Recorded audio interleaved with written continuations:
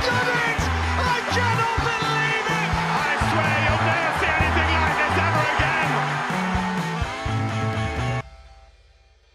Hello everyone, we are Through on Goal, a podcast where we talk about football and pretty much nothing else. My name is Sam and as always I'm joined by my co-host Elliot. Hello Elliot. Hello, you're right. I'm not too bad. How's your week been? It's been an interesting week. It's been a good week. Yeah, both on and off the pitch.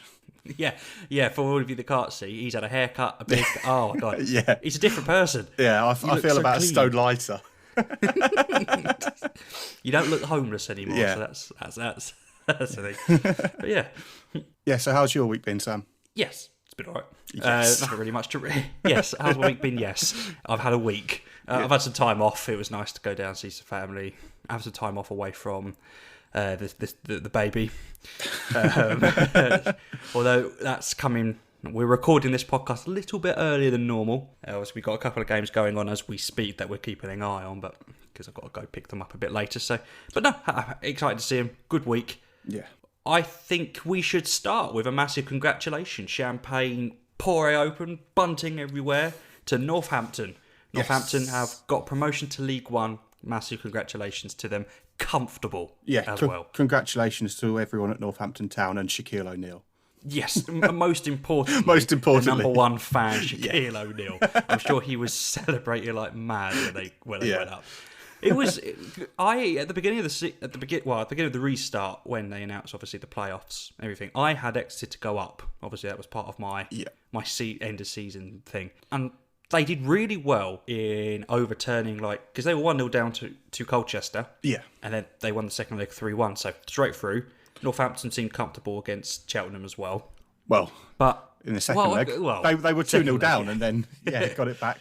Went through. However, I wasn't expecting the final to be so easy for Northampton. One-sided, it was comfortable, wasn't it, really? That took me by surprise. So that was the beginning of the end of my bet. So cheers, thanks for that, Exeter. That's now voided all the money, so you owe me 500 quid. I thought we just had to start with a congratulations to Northampton. And obviously League One playoff started this week as well.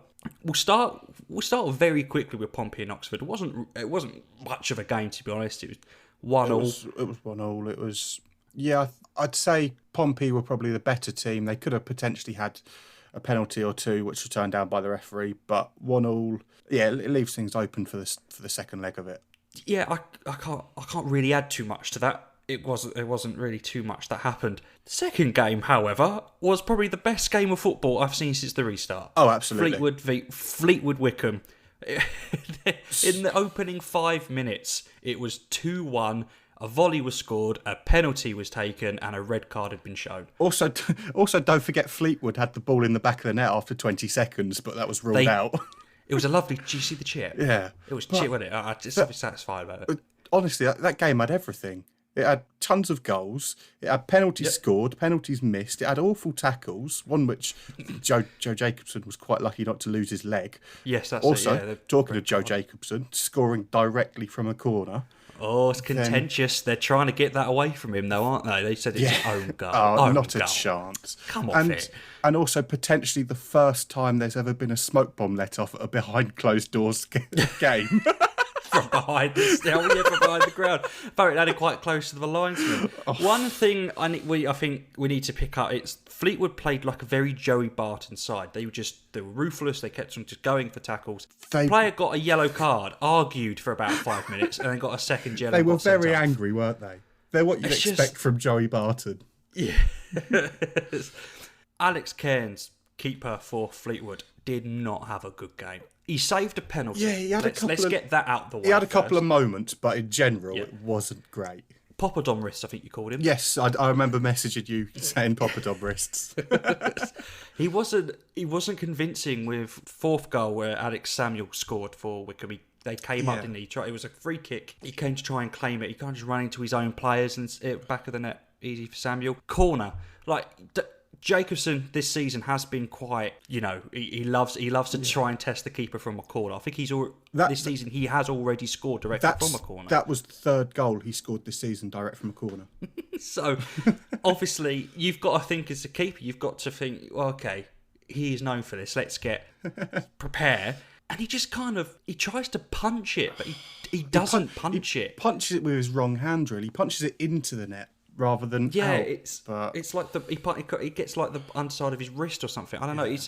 He really wasn't convincing, and I think before the game, Joe Barton said that he's probably been one of the best keepers in the league, and it's like, probably. Yeah, but I mean, if you're watching it if you're watching the league, we're thinking, do you know what? I think I'm going to watch League One. This best keeper in the league. You're not going to think it's him. No, but yeah, can we just take a moment to talk about Joe Jacobson's season as a whole? He's Wycombe's top goal scorer. He plays at left back, and there was one game earlier in the season. I can't remember who it was against, but he scored a hat trick, one of which was from a corner, and 2 were direct free kicks. Yes, he is. He's the best set piece taker in League One, surely. EFL, maybe. I'd go as far as say potentially the EFL. I can't think of many that can hit a ball as good as him. Yeah, dead ball. Yeah. How many teams in the country's top goal scorer plays at left back? It's their left back. No, absolutely. I know. Obviously, living in Wycombe for 5 years, I know that he has been a good servant to Wycombe. He's a fan favourite. At left back, he's pretty much been first choice left back since he's joined. Yeah, from what I've seen. No, I completely agree. And one thing I thought was really, really good as well is that Ainsworth, the subs. Well, first of all, he's proper dyed his hair, hasn't he? He doesn't look like a football manager. He looks like he's straight out of an 80s rock band, doesn't he? It's the denim jacket, the leather jacket. Yeah, he is. I remember he released a single not long ago. The Wanderer. The Wanderer. Yeah. The Wanderer. Yeah. He's proper punk. Yeah. But what I liked is obviously, you know how you've got the subs laid out on the stands? Mm-hmm. He was egging on the subs to be the fans of Wycombe, saying, come on, let's cheer them on, it's everything like give them, and I really liked that. Yeah, I thought that was really good. I know Ainsworth, again, from living in Wycombe, my old manager, massive Wycombe fan as well, just absolutely loves him. And he's always kind of been linked with that step up to the Championship. I think QPR was linked with at one point. QPR, I've seen him linked with a few times. Yeah, he's been so loyal to Wycombe, and it's really paid off. This season has been a season for them that's been amazing, and they could still go to the Championship. If they play like that, don't get me wrong. I think that as well as Wycombe played, Fleetwood were quite bad as well. Game. Don't want to take anything too away from Wycombe, but Fleetwood were a bit touched on. Gareth Ainsworth, he's the kind of manager that I would like to see one day at my club at Hull City. But at the same time, I don't necessarily want him to have the same treatment that our previous managers have had, because he's a good man. But back on Friday's game, I think it's very much a clash of styles with the managers. You've got Ainsworth that's all about encouragement, all about the team, whatever. And you've got Joey Barton who's just going to go in there and kick lumps out of you when you play bad. Why try and wind you up? Yeah, and it didn't get to him. Didn't get to Wycombe at all. I think it's fair to say again, which is really annoying because as Exeter were my bet to go up, Fleetwood were also my bet to go up as well. Yeah. So don't take any tips from me in the future from this podcast. Everything I say kind of go for the opposite. But I think that game is all but done. I think Wycombe are in the final. It would take something special. Fleetwood have to win by 4. I can't see it happening. Portsmouth Oxford is still quite open. Obviously, they've got to go to Oxford now. That's anyone's guess. I can't really call it. Yeah, I can't really call that one. It's whoever. It is pretty much a Wycombe versus whoever in the final. I would maybe just slightly edge Portsmouth simply because they've got a bit more experience of the bigger games. Like they were in the playoffs last season. They're in the I don't know what it's called now, but the old Johnston's Paint Trophy last season. They won at Wembley against Sunderland. Is it the Checker Trade? Is it still the Checker Trade or is it I think it's something like the leasingcompany.com or something. Yeah, it's got some ridiculous name, but yeah, they've got more experience of big games, so I would edge it slightly in Portsmouth's favour. Yeah, that's fair enough. We're going to go on to the Premier League now, and we're going to start with Tottenham versus Sheffield United. Now, not so much for the game. Yes, Sheffield United have had an awful start to lockdown, to the restart of the lockdown. I think it's fair to say. I'm not trying to be harsh or anything. I just don't think they've really picked up the form. In come Tottenham. There you go. There's your 3 points. Tottenham seem to be that team that do that. Yeah. There was an incident that happened in that game, which it still makes me mad thinking about it now. The ball it's fired into Lucas, and it comes off the top of his arm. It wasn't even his forearm. It comes off the top of his arm, and it just so happens to go to Kane. And Kane does probably one of the worst finishes I've ever seen in my life. He still scores it though. Yeah. You think it's 1-1, so okay. The ball is ricocheted off of Lucas's, not even his forearm, it's the top of his arm. He's going down, he's being fouled. I'll come back to that. He's being fouled, and obviously, when you fall over, what do? You just put your arms down. You've got to stop yourself from hurting yourself. And then 2 yards away, player boots the ball into the top of his arm, I'm talking not his forearm, the top of his arm, almost the shoulder. Goes to Harry Kane. Harry Kane, not the best finish of his life. It still goes in 1-0. Everyone's celebrating yippee. Then you see the VAR and you're thinking, handball? What are you talking about, handball? Yeah. And then it shows the replay and they're like, oh yeah, that's going to be ruled out. Right. I just want to make a state. This isn't a VAR issue. This is an issue with the technically VAR has done its job very well there. Yeah. Very well. It did take nearly 3 minutes, but it did its job. It's the rule. Now, I want to read this. This is from the official Premier League website. Any goal scored or created with the use of a handle arm will be disallowed this season, even if it's accidental. He's on the floor. He's 2 yards away and it's pelted at him. I don't want to sound like Alex Ferguson, but I'm sure if he saw that, it probably would have killed him. How close it was when he was pelted. The handball rule now has extra clarity because it does not consider intent by a player. He's falling on the floor. And this is the thing. This is another one as well with deflections. The rule on deflections. Premier League players will be allowed extra leeway when it comes to ricocheted handballs. But what does that equate to? Sorry, Elliot. I'm counting to 10. Take some deep breaths. Because I do not know what Lucas can physically do in that situation. Now, letter of the law, the rules, I guess, well done. It's the rule was implicated. It's done. It got ruled out. It's the most pathetic rule I have ever seen in football. The person who made up that rule either has no arms or has never played football before in their life or has never fallen over. Maybe they had a brilliant childhood where they just stayed on their feet the whole time. It's like, what do you mean fall over? You got to use your arms? Not a chance. You could fall on your stomach. Yeah. Oh, carry on. Sorry, you go for a second. So yeah, there's a couple of things I want to say. That one, I think the rule is slightly changing next year, where what would be your sleeves, what would count as a short sleeve shirt, your sleeves wouldn't count as handball. So if it's from your forearm kind of upwards, that wouldn't count as handball. And second of all, there was similar incident in the build-up to a Man City goal which didn't stand against Liverpool midweek. It hit Phil Foden while he's lying on the floor. It just runs over his hand, and they go away and score. And yes, by the letter of the law, it was rightfully disallowed. But I think, first of all, the law writers, they make it, to use their term, clear and obvious that they've never played football before. And second of all, I think they want to get rid of the intentional handball bit of it because they want to make it black or white. They want to say it either has or it hasn't. They don't want it to be interpreted for VAR. But there has to be some sort of extra leeway with that. The referee and VAR have done nothing wrong in that situation. It's the law. You've got to give it out. But one thing that I didn't quite get is if you look at I'm pretty sure if you look up the build up to that goal, the referee is playing advantage. So he is fully acknowledged that Lucas has been fouled in the build up to that play. Yep. Now, if you rule, VAR, blah blah blah blah, rule it out. All that happens. Why is that not then being brought back for a free kick? Yeah. When it's been very clearly acknowledged by the ref. The reason he has gone down in that instance is because a Sheffield United player has fouled him. Yeah. Why are we not bringing that back?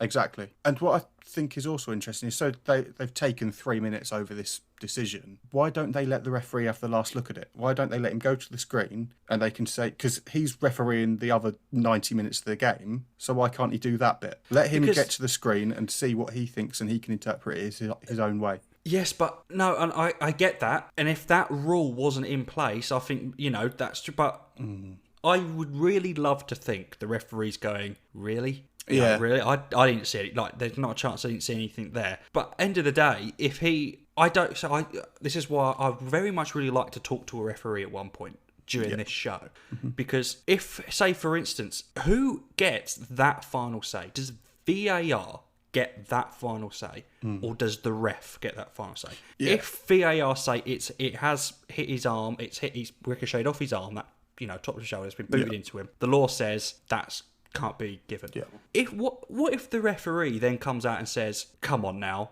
that not a chance did he see that? Not a chance has he seen that coming?" Does then at that moment who gets that say? And I don't know. I generally don't know. Yeah. So how come for 88 minutes of the game, say Martin Atkinson's refereeing, but for 2 minutes of the game, Mike Dean in Stockley Park's refereeing? Yeah, it's just this season has been. I don't know. I've quite enjoyed this season. Yeah. And last season we were all screaming for VAR. Yeah. Do you know what I mean? Like, there were some decisions last, and I get it. And again, I'd like to point out that I don't think VAR is the issue in this scenario. Yeah. It has been an issue, and I think it does need looking into. But this rule is just so stupid. So stupid. I think VAR will long term be a success, but Yeah. we just need a couple of seasons of ironing out the rules that don't quite fit. That needs to be done for it to be a success. Yeah, no, I agree. It went on for a while. I had so much to say. In the midst of all that, yes, Tottenham lost 3-1 to Sheffield United. It was a poor game. Tottenham had no idea how to defend that game. Did you watch? You saw it, didn't you? I saw some of it after Hull City had finished, but yeah. Oh, right. I'm pretty sure one of the first things you're taught is you stay goal side of your man. Yeah. How often that Sheffield United just got in front and just tapped the ball in? It was stupid. No, it's absolutely too ridiculous. easy. And Tottenham now sitting 10th. Oh, 10th, yeah. That's Champions League final 12 months ago. Yeah, they've been very vocal about that, haven't they? Yeah. That's really affected their season. Who knows? Get a new season with recruitment in. Yeah. Something could change. We want to, obviously, going from the white side of North London to a huge turnaround in the red side of North London there. Yes. Arsenal. What's happened there? It's been a very positive week, hasn't it, for them? Obviously, they've tied down Saka and Martinelli on long-term deals, and they've come up with a couple of very good results as well. They beat Norwich midweek, I think it was, and then they beat Wolves yesterday. And I thought that was going to be a tough one for them. yeah, Wolves, but who would have thought that, say 5 years ago, you were told Arsenal beating Wolves is an upset, while Arsenal are right up the top of the league and Wolves are probably League One at that stage, maybe just into the Championship. losing to Gillingham in the 90th minute, Cody McDonald. Yeah, it was a bit of an upset. I was surprised to see Arsenal win that, but it's been a good week for them, and maybe it's just starting a bit of momentum for them. Yeah, this could be the turnaround. I think there's only 5 or so games left of the season, but they push on for that final few games. They could really cement potentially a Europa spot. Yeah. They're still in the FA Cup, so they've still got a chance to get in Europe there. Because remember the last podcast, we were like, oh God, I think Arsenal's only chance of getting Europe will be FA Cup. Yeah. 2 games later, comfortable against Norwich, and probably it's fairly comfortable against Wolves. Against Wolves. Yeah. You've got Martinelli and Saka, 2 very, very highly rated youngsters who I think have a very, very bright future, and you've got them tied down to long-term deals, which shows intent. You're getting those 2 youngsters involved. Next season, I think Arsenal could be back in with a chance of top 4. Potentially, I think they'll have a better season next season than they will this. It's just been a bit more. They should really have a little bit more stability. You'd like to think Arteta will stay. They won't have question marks over the manager. They'd maybe need a bit of recruitment, but I think that they might have a bit more stability next season. Yeah, the David Luiz contract, past that. If they can tie down Aubameyang, I don't know how. It would probably with a lot of money. Yes. I think. Maybe more than we can. Guarantee you Champions League or stuff like that. It would probably be more of a money-based thing. They as good as Aubameyang is, he's not a captain. So I think over the summer you get a new captain. I think you nail down someone who is more captain over the Aubameyang. And it's a difficult one because right now I don't really know who that is in Arsenal. You'd actually say right now the most captain type player would be Xhaka, who's just lost the captaincy. I was literally about to say Xhaka, yeah. Yeah, but obviously they're not going to go back to that, so I think they need like a big strong centre back or maybe someone to partner Xhaka in midfield to be a captain. Yeah, no, I'm just having a quick look through their team. Obviously, Tierney has had a little bit of spell. He looks very good. He's quite versatile as well. Yes. He's left back and centre back. He's 23, so I think there's still some time there. If he is a long-term prospect for Arsenal and he does stay for ages, then you could see that. But yeah, other than that, I think they'll either try and maybe if Xhaka has turned it around for Arsenal, maybe the fans start to come to him. Maybe he'll get it back, or they find someone, within the ranks who we think, oh, hold on, didn't know they could be captain, but they've done well. Yeah. Potentially Leno, I don't know. But yeah, no, they seem to have really, really done well this past couple weeks. I know we've got a few Arsenal fans that listen to us, and for the previous, 7 episodes, we've pretty much done nothing but slate Arsenal, so I'm sure they'll be happy if they've made it this far to hear some nice things said about them. There you go. That's your 1 week. Yeah. Next week, back to normal. Staying in London. This seems to be a very quite London-based episode. So far, yeah. So far, West Ham caused a bit of an upset against Chelsea. Yeah, I don't really think anyone saw that coming, to be honest. I didn't. Not a chance. Like we were saying last week and the last few weeks, we don't really see where the goals are coming from in West Ham. But obviously they got a big win against Chelsea midweek, and it could have arguably been a bigger win through another strange VAR decision. But creatively, Jarrod Bowen is working wonders at West Ham. Yep. He got 2 assists against Chelsea, arguably 3 if they hadn't have disallowed that one from the corner. That was a weird one to disallow that. But then, I wasn't watching the game at the time, but you messaged me this afternoon, 4 minutes in, Jarrod Bowen's assist Mikel Antonio away at that's Newcastle. it, yeah. Straight across to Antonio, and he's West Ham get a 2-2 draw against Newcastle. Again, I had West Ham to go down. So, that's why I don't know why everyone's annoying me recently. Everyone owes me a lot of money. This last couple of games, West Ham have picked up 4 points, beating Chelsea unexpectedly and picking up a draw away at Newcastle. Now, another team that at the start of this week were level on points with West Ham, Bournemouth, and they played Newcastle. Dear. And what was it? Was it 4-1? They lost 4-1. And they're now 4 points behind West Ham and look doomed to go down. But you just can't have performances like that. They're not far away from safety, but they're playing like they've been bottom of the league since January. I know. No, I completely. I think we've said it every week. I think their time in the sun has definitely come to an end. They lost 5-2 against United as well. They went 1-0 up. Yeah. And then United again, who have been very, very good since the restart. Yeah. Just I mean, Greenwood, Rashford, Martial, Fernandes. Greenwood, well, I think there's a feature that will be coming in the future of young English prospects. Yes. And who we're excited to see. And Greenwood's 100% up there. BT, I think, released a video where he's left-footed, Greenwood, isn't he? Yeah. He cuts in, and they're saying, "Don't keep him on his right," or "Keep him on his right," and they're shouting at him like, "Don't let him turn."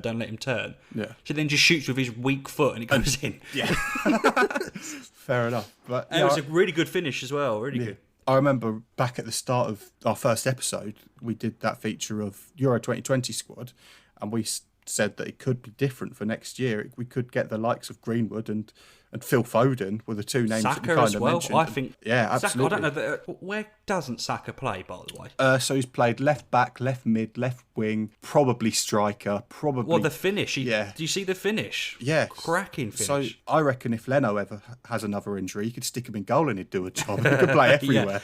I was going to say, if Martinez gets injured in the next couple of games, sure, there you go, Saka. But coming on to Bournemouth, it's. I think it must just be sort of lack of mental strength at this stage, because they're in the same position as West Ham, and West Ham are getting those points that you wouldn't expect them to. It said they've taken me a bit by surprise. I'll always be happy to admit when I'm wrong, and as painful as it hurts me to say about West Ham, I am. They seem to have really turned it around. Yeah. There's still an issue, and I noticed it with the Newcastle game today. Is that I don't know. Again, you were watching I was watching Hull at the Hull. time, yeah. West Ham scored, then immediately Newcastle scored. Yeah. And then West Ham scored again, and immediately I think there's a bit of complacency that West Ham Just need kind of a bit more belief, because they've shown that they can score the goals, but maybe he's just not quite motivating them as much as he could. No, so whether they get Moyes, they may stick with him next season, let him rebuild, or whether they just keep him to the end of the season, keep him up, maybe look. I just don't. This summer's really. It's a weird. I don't know what's going to happen this summer. I don't know how long the summer is. Yeah. When does the season kick off? They're talking about maybe starting at the end of August or mid-September. But if it's end of August, they're only going to have a month. And if you think the likes of Wolves, United, they've still got Europa League to play, which doesn't end until the end of August. So are you just playing 20 months straight of football or what? I don't. Yeah, it's a interesting. Whenever I talk about next season or the summer, I think to myself, actually no. Yeah. But then you can't start it too late, because then you've got the Euros are still happening in June. Yeah. So... So the Euros are happening in June, and then obviously it's going to have a knock-on effect for the following season. Yeah. Where the World Cup is in the winter. Oh yeah, well that's a whole separate discussion, isn't it? Oh yeah. I'm sure we'll get to that in 2022. We'll get to that. No, I agree. I think when you look at the bottom three now of Norwich, Bournemouth and Villa, and just a quick disclaimer, as we talk now, Liverpool and Villa are playing, and it is still 0-0. Yeah. So which is all right for Villa at Anfield. It's better for Villa than it is Liverpool. Yeah. I don't think Liverpool care, to be honest. But talking about Liverpool not caring. Yeah, Liverpool. I've got an interesting stat, Elliot. Would you like to hear my interesting stat? I would like to hear your interesting stat. Liverpool have equalled the record for heaviest defeat as Premier League champions in their first ever game as Premier League champions. Incredible. So how long were they champions for? Was it 3 days? 2 days? No, I think it was nearly all. Oh yeah, it would have been nearly a week, wouldn't it? Because of the FA Cup. Yeah. And it was a full strength side. Yeah. I liked that you think to yourself, when you look at previous Guard of Honours, and one that comes to mind most is Chelsea giving a Guard of Honour to United. Well, Guard of Honour to United's like reserves, like Thomas Kuszczak got a Guard of Honour. Yeah. You play this full strength side, and fair enough. I like to see that. Yeah. He's not, as I said, he's just because they've won it doesn't mean it's the end of the season. I like the fact that they're still playing full strength and they're doing it. My God. Yeah, you could tell that a few of them had maybe had a beer or two more than they would normally. They just didn't look up for it. Robertson wanted an extra day off. Yeah. What would have happened there? He'd have still been at the pub. Yeah, City were so good though. Like, yeah, I like to think that they were like, they've lost the title. We want revenge. End of the day, Liverpool have won this war. Yeah, won this battle. But next season, if that's Man City's intent next season, yeah, exactly. And obviously, talking about Man City next season, they're losing David Silva, but we keep talking about it. Phil Foden is turning into one hell of a player. He is very good. I still part of me is like, he's English. Yeah. He's English. Yeah.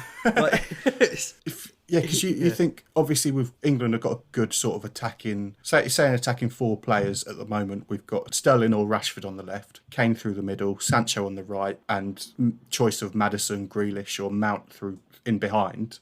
Yeah. But then you look a few years down the line, where those players aren't going to be old, but you still have Sancho on the right just because he is simply that young. Then you've got Mason Greenwood up front. You've got Saka on the left. Then Phil Foden in behind those. The future's looking bright for England. It's one of the first times that I've seen an English youth and being like, this is good. Yes. Keeper wise, I still think, Henderson. Dean Henderson. Henderson. He's only going to get better in time, isn't he?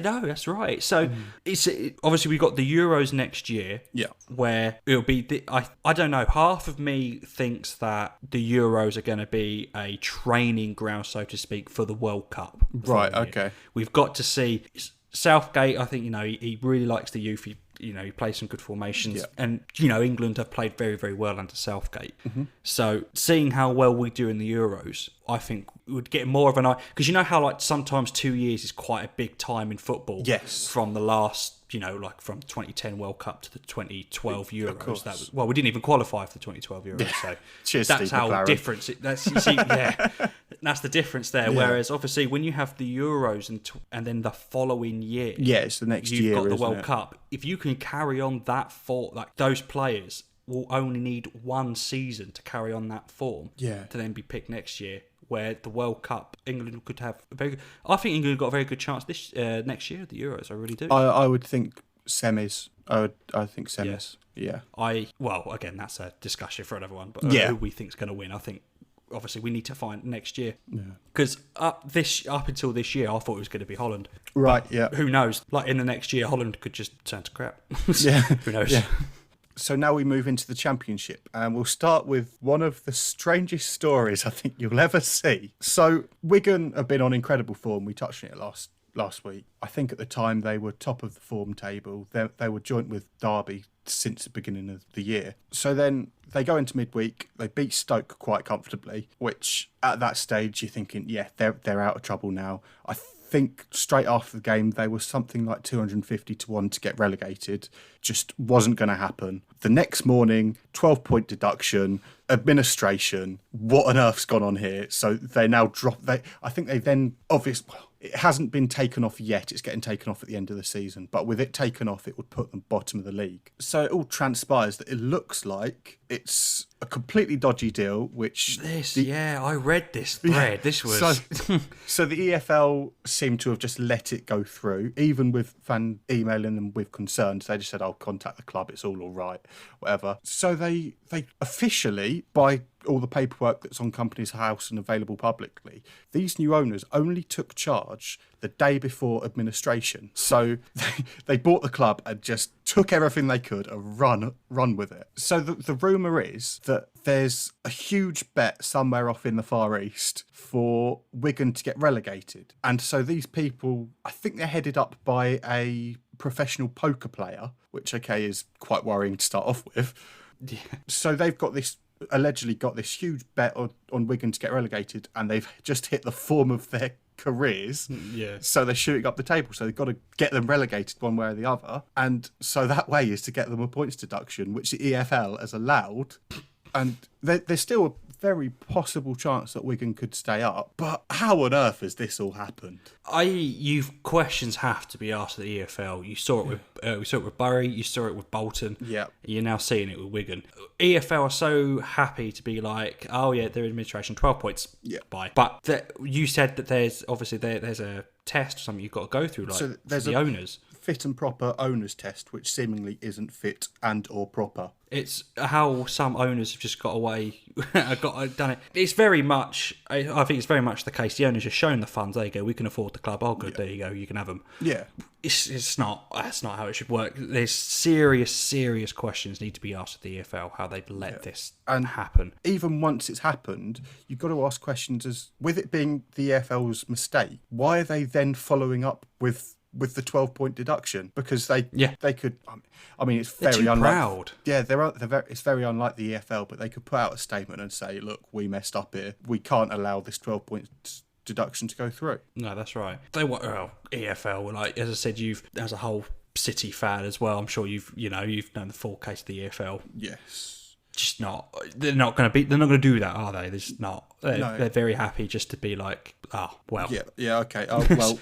Something's gone wrong there. Well, at least it's not our fault. Well, it is. Yeah, well, it is. Yeah, but they'll never take it, and it's a shame because obviously off the back of that administration, they face a very, very in-form Brentford side. Yes, and it very much showed. And yes, so they lost 3-0 yesterday, but I think everyone apart from the teams that are in and around the relegation fight, Wigan will have their full backing, and if we finish fourth from bottom with Wigan going down, okay, it'll be nice to stay up, but I won't take any pleasure in us staying up because of the EFL messing up. Because that's right. I did see it's such a, when you see stuff like that and you see people tweeting going, oh look, that means we've stayed up, and it's like, yeah, but look at what you're staying up for. Like it's because over the course of what will be 46 games, Wigan by far deserve to stay up more than we do. No, that's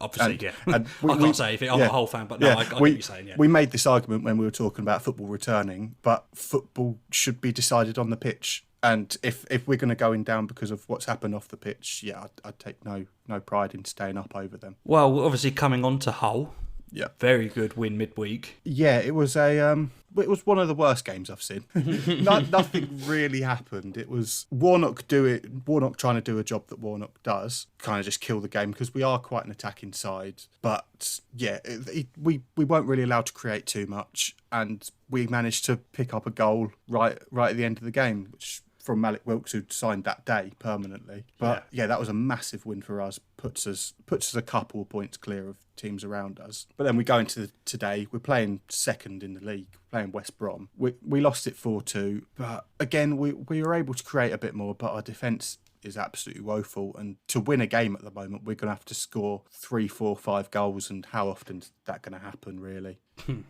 No, that's true. It helped seeing QPR beat Middlesbrough, so I think that helped. Yes, that's a big result that I wasn't expecting. I thought Warnock would have turned it around more than he has so far, but I expect Borough to stay up with or without. No, I was looking at the run-in for Middlesbrough. They've got Millwall, Bristol City, Reading, Cardiff and Sheffield Wednesday. And you look at the run-in for Hull, they have Bristol City, Millwall, Wigan, Luton, Cardiff.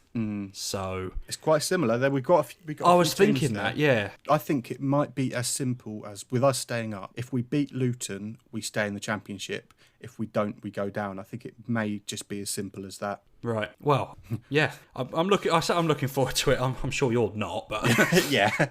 From a neutral point of view, obviously from where I sit, it's the playoffs and the relegation of the Championship are very, very exciting to watch at the moment. They definitely, they are. I think the last thing we want to touch up upon as well in the Championship before we move on to our feature is Derby Forest, East Midlands Derby. Forest go 1-0 up, 12 minutes in, Joe Lolly. Yes, it was too easy for him, really. Yeah. It was allowed in on his left foot. It was a good finish, but I feel like Derby midfielders could have done better. No, poor defending. Waghorn in the 95th minute gets sent off. Stupid sending off. 96th minute, a Nottingham Forest fan throws himself into the river. And in the 98th minute, Derby score an equaliser.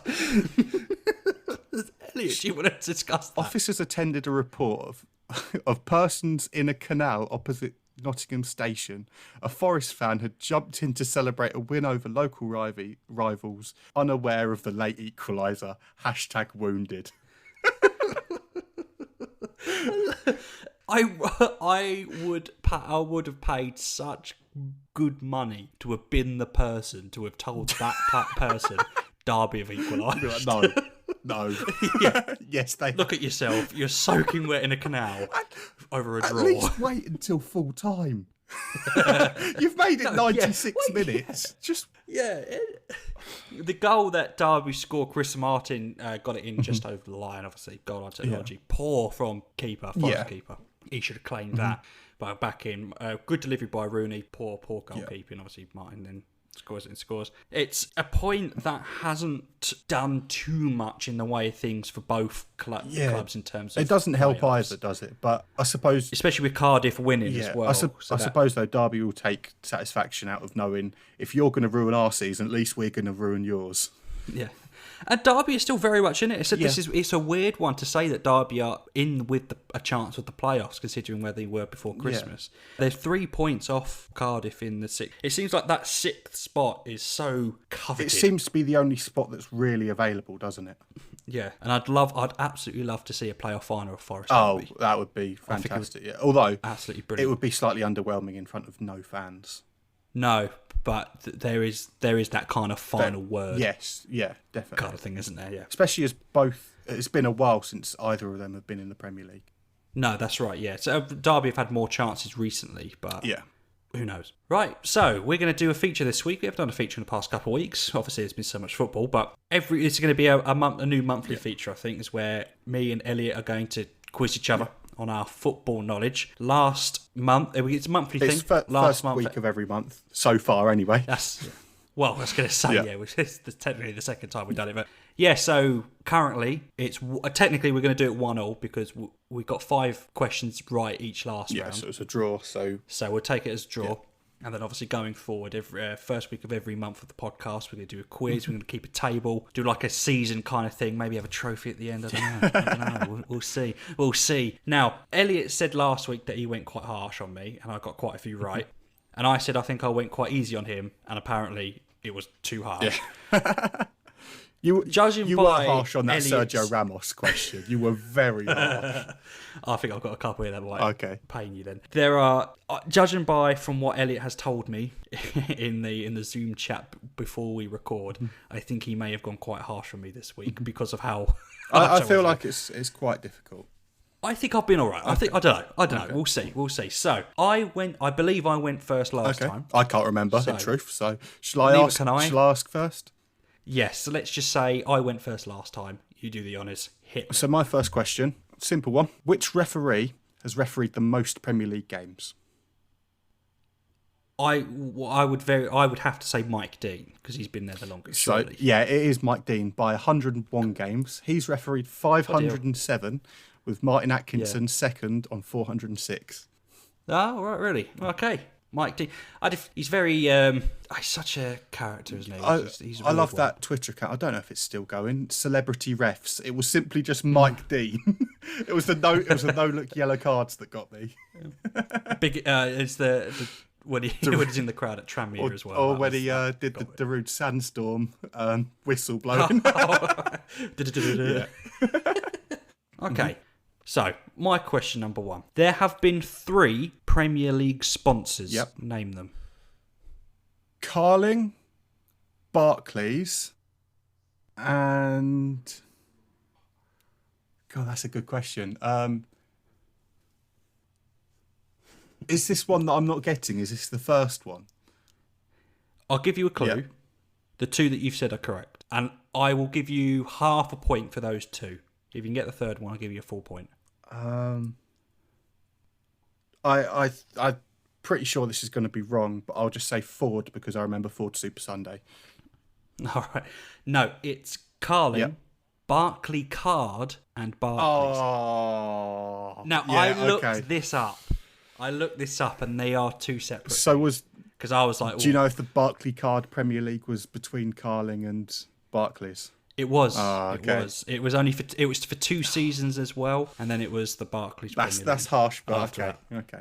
Sorry, half a point. Yeah, okay. I'll give you half a point. Let me type in half. We're keeping track this week, yes. so we don't have to count up.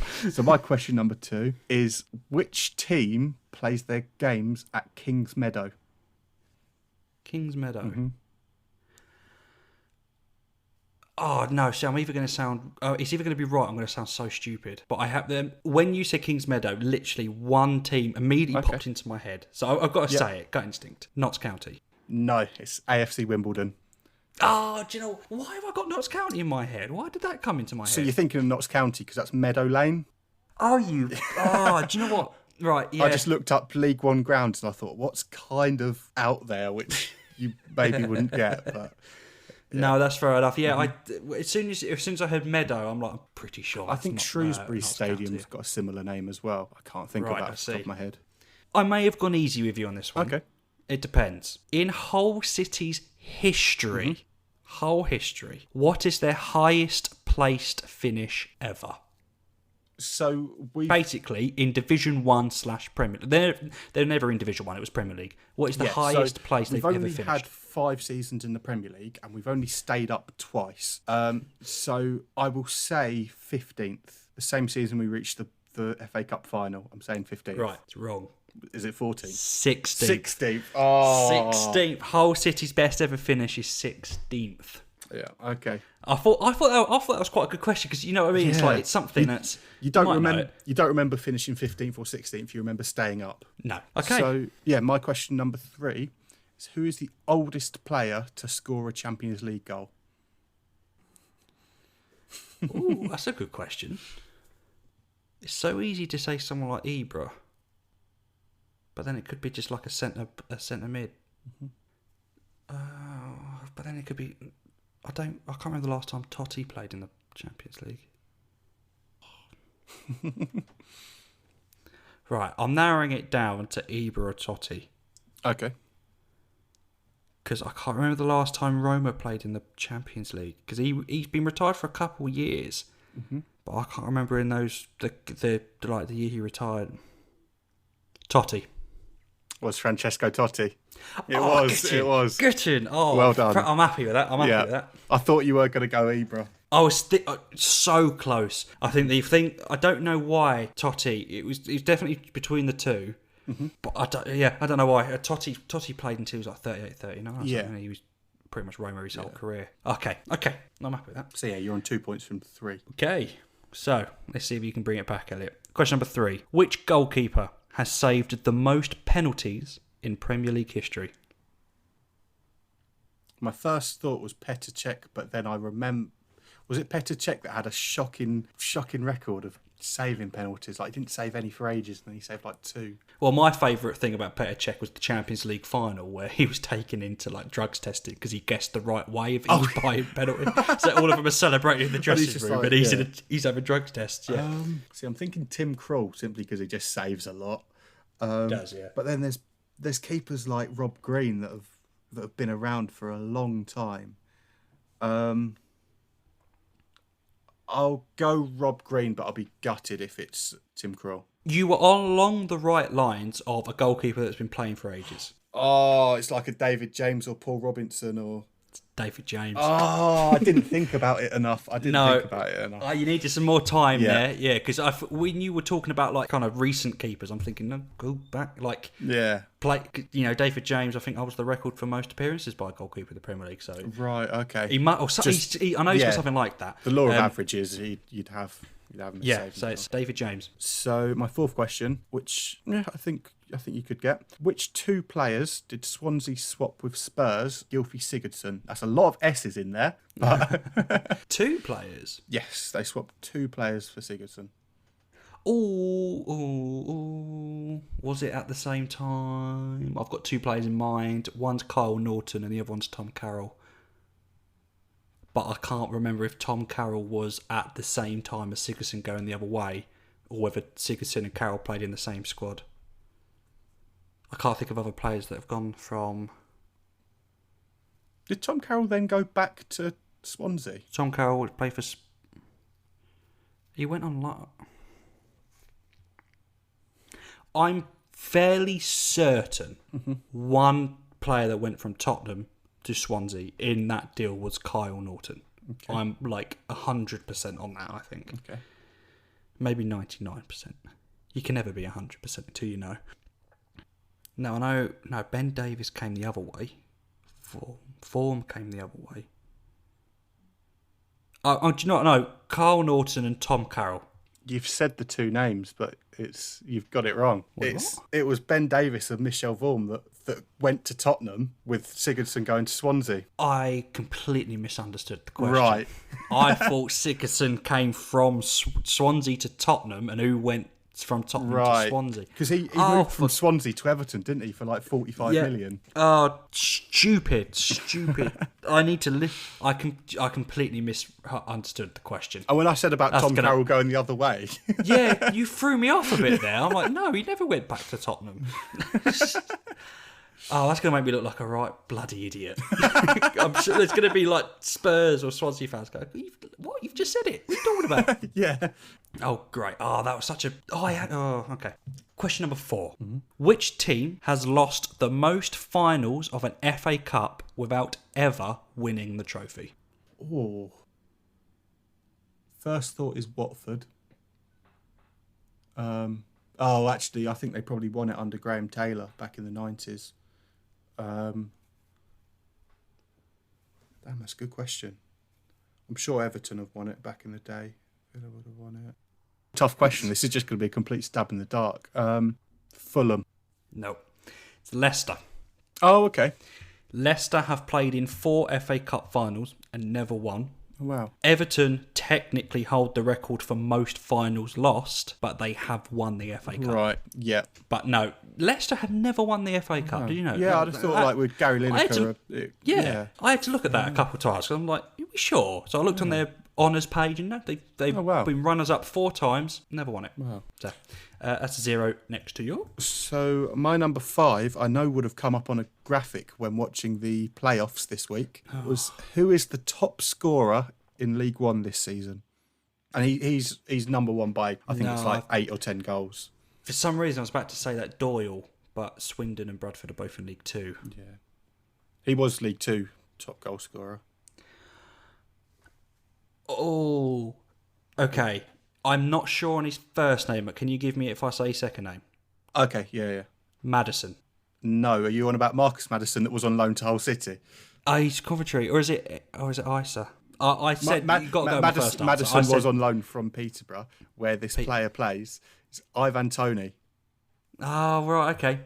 I knew it was because Peterborough were flying up the league, like Isa and obviously Madison. They had Maddison, yeah, Ivan Toney. So, I do remember, and I did have a Peterborough player in mind. Right, yeah. I knew it had to be them because God, every time you watch Soccer Saturday, it was just those 3 players that kept on appearing up on the board. What was it? Mo Isa. You can bank on him. What was the? Yes, yeah. Yeah. But no, fair enough. Okay. Oh, this is not a good high. It's not a high scorer, is it? No. It's not putting us in good light. Okay, my number 5. Who was the last Charlton manager in the Premier League? Oh, it's one of 2 because one left and it came. It's either Alan Kirbishley or a very young Alan Pardew. I'm going to go Kirbishley. He was there for years. Yeah, it was. It was Pardew, though. Oh, because Kirbishley went off to West Ham. Yeah, no, it was Pardew. He got 2006. I can't remember that. 2006, I think was the last time they were in the Premier League. Wow, yeah, it was quite a young Alan Pardew, and he couldn't keep him up. Went down. Yeah. Unlucky though, because you said it. And I had it. He's got to go with Pardew. Now, Kirbishley's known for Charlton, isn't he? He's pretty much, very much a Charlton legend. And they always say he's available for any job. He's always available, isn't he? Right then. So yeah, my number 6. So this weekend, Jamie Vardy scored his 100th Premier League goal. But how old was he when he scored his first Premier League goal? Oh, crying out loud. Well... Right. I'm going to take a stab in the dark and say he's 32 now. Okay. That's a complete guess. Mm-hmm. And Leicester got promoted to the Premier League in the 2014-15 season. So that was their first Premier League season. Okay, yeah. Because they won it 15-16. Yep. So 13-14 championship winners, 14-15 just about stayed up. So he was in that 14-15 squad. Now, 2014, I'm going to guess he scored before Christmas. So I'm going to go 2014. So 32. So I'm going to say he's 26. You were so close. You had all the right reasoning as well, but he's 33 at the moment, so he was 27. Oh, you have no idea how close I was to saying he was 33. I know. Oh. And I'm sure you won't remember the first. If I asked you, you wouldn't know which was his first Premier League goal, but you'd remember the game. It was when they beat United. Was it 5-2? Remember Angel Di Maria doing that? Was that really? That was the first game he scored a Premier League goal in. Oh wow. Okay. Well, fair enough. And he scored 100. That's he's done that very quickly. Yeah. Wow. Oh my God. That's annoyed me because all my calculations were off by 1. Yeah. All my calculations you were had it correct. all lined it was up. Off. Yeah. I was just thinking, I don't want you to get the age right. I don't want you to get the age wrong, but to then get his first season wrong as well. So you got it right. But no. Right. Okay. Number 6. What was the original World Cup called? It was the Jules Rimet. Okay, well, you've got a point. Yeah, and I was simply just playing over in my head 3 Lions, Jules Rimet still gleaming, which I'm sure everyone as a kid thought that it was Jules Remain still gleaming. Jules Rimet. Yeah. No, fair enough. You got 1.5 out of 6. You're on 2 at the moment, so it's close. Come on. So my number 7 is either or. So it's who has scored more career senior goals, Sergio Ramos or Gabriel Jesus?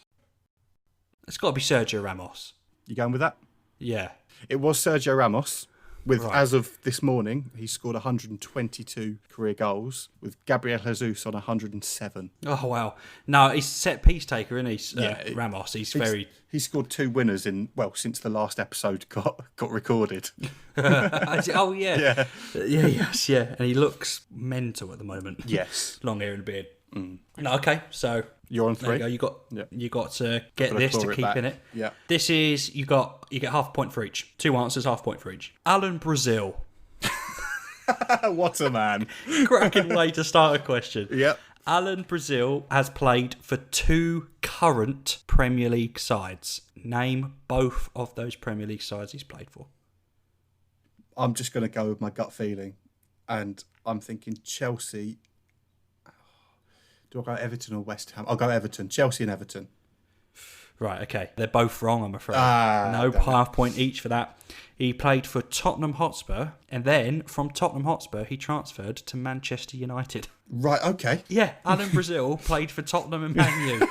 Never guessed it in the 80s. Yeah. Yeah. You would look at him now and think professional footballer. Although Ray Parlour, I think if you cut Ray Parlour, he'd bleed Jaeger. do you see he did a Jaeger bomb with Jaeger and Jaeger? No, that's not a Jaeger bomb, is it? What are you talking about? He was going through the alphabet doing alphabet bombs. So Right. I can't remember what it was, but C was Cobra and Jaeger. And My word. he got to J and he did Jaeger and Jaeger. Right, okay. Ray Parlour, somebody else who was also played for Hull City. Well, thank you for that. I can now sleep. So my next 2 questions are both around some of the top players in the Championship. So number 8, someone who we've mentioned already today, is Said Benrahma, plays for Brentford. What nationality is he?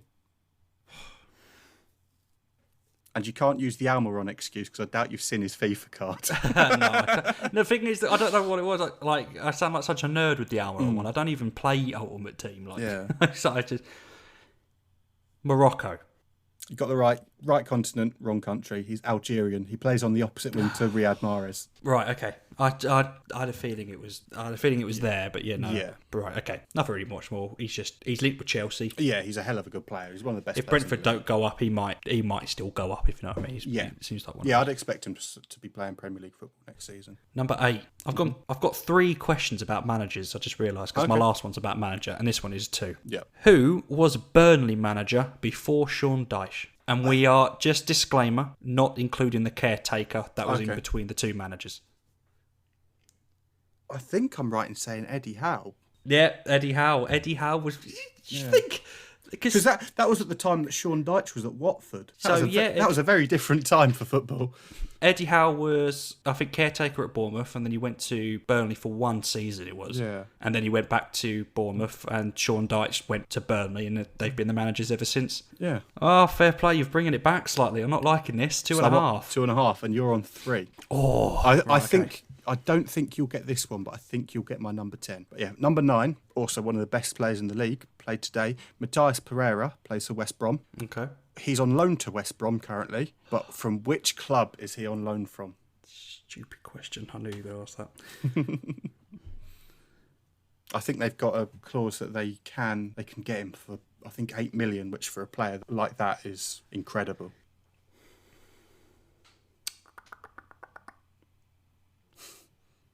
It's a stab in the dark, isn't it, really? It is. Yeah. And every time I've done a stab in the dark, it's always the first club that just comes into mind. Right. Watford. Watford, okay. It was Sporting Lisbon. I was way off. Yeah. My God, I was way off. Right, okay. Was it really? Oh, fair enough. Yeah. Fair So play. this- No, okay. This is wide open here, then. It is. This is, you could I'm get- presuming you could there's snatch no this. more half points up for grabs, though. So No. There's going to be a winner. But obviously, as I've done with every single question, there is no to the nearest. Yep. However, this one is I need. It's not so. It's about a transfer fee, and obviously, I don't need the 0.45. Just Right, just whatever the million is. How much did Chelsea buy Mo Salah for Wow. from Fiorentina? Again, How much like you said, stab in the dark, you've just got to go with first thing that pops into your head. And the thing that popped into my head did have a point in it, and it was 13.6, but I'll go 13 million. You're rounding it down to 13. Oh, I'm gonna go with it because you've said it, but it's definitely 14 million now, isn't it? It's not. No, it's 11 million. Ah, Yeah, it's an absolute steal yeah. at the time, and then obviously, went on loan to Roma, I think and they signed did- for Roma. Yeah, I think they did make a bit of profit on him, but then Oh yeah, well then obviously Roma made a bit more of a profit, and if he goes anywhere other than Liverpool, they'll probably make more of a profit. So fair play to him. so Right, here we go. This is the final question shootout. so if you get this right, you've won it regardless, and I feel like you should get this. It's you annoying might- you say that because I think you should get this final question. I didn't know it was going to be so close. You might have actually seen this while doing a bit of research for this podcast, which is, as of right now, 5th of July, 6:30. Which Premier League team has the best record over the last 5 matches? So who's top of the form table over the last 5 games? Oh, cracking question. Dates back to probably February. Top of the form table. Manchester United. Correct. Manchester United. God. You've got Get it. in. You've got it. Get in, yes. Okay. It wasn't your dates back to February. I was purely thinking, since the restart, the only team that I can think that have not lost a game since it's restarted is Man United. Only thing They drew against Spurs and then they've won the rest, I'm pretty sure. Yeah, no, that's a good point. Yeah. So, okay. So you've won regardless, but you may as well ask me my question. I'll give you a consolation just to make the scores look a bit Yeah. closer. Which Englishman has managed the most Premier League games? First thought was Roy Hodgson, but he's only actually managed, well, I'm not sure about like in the 90s, but recent times he's only managed Palace and Liverpool. I'm going to take a bit of time to think over this. That consolation's important to you. Obviously, Deitch has been there for a while, but he's had seasons in Championship. There's a lot of Scottish managers. I'll go with Roy Hodgson. Incorrect. Oh, it's Pardew. Incorrect. Okay. I'm glad you haven't stuck Pardew in there for a second time. Harry Redknapp. Oh, of course. Yes, West Ham, Portsmouth, Southampton, Tottenham, QPR. He's done the lot. No. So, you ended on 2.5 out of 10. And This doesn't look good for us, does it? You ended on 4, but I quite like it that we're not ending on 10 out of 10 and that it's not all just easy. These are challenging questions. I'm sure the people that are listening are challenging themselves with it as well. Fingers crossed, yeah. Hopefully they weren't like too hard and you enjoyed it as much as we do. Obviously, that now puts me in the lead of that table. I've now got 3 points. No. How are we doing it? Should we just do it 1 point for a win, 1 point each for a draw, and no points for losing? So you're 2-1 up. Yep. 2-1 up. Okay, we'll create that. We're going to keep a track of that, and maybe we'll tweet it out if when it carries on. We'll do the end of season like a trophy parade, like in my car. Just sit out top of the window with the trophy. Do you have a sunroof? Open top. I don't. Oh no, I don't have a sunroof. Open top. I'll just get Lana to drive, and I'll sit on top of the car. Right, yeah, excellent. Well, I hope you enjoyed that quiz. As I said, it will be a running feature every month. Yeah. I am currently top of the league. Top of the league. You know, you're bottom of the league. Yeah.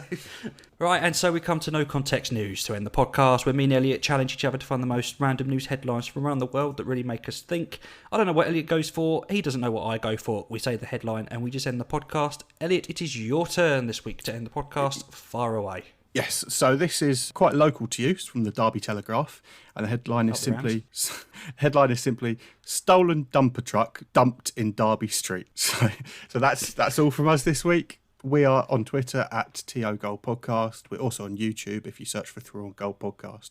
If you'd like to subscribe, and we will speak to you next week. Yeah, no, appreciate that. I've been Sam. I've been Elliot. Goodbye. See you next week. Thanks.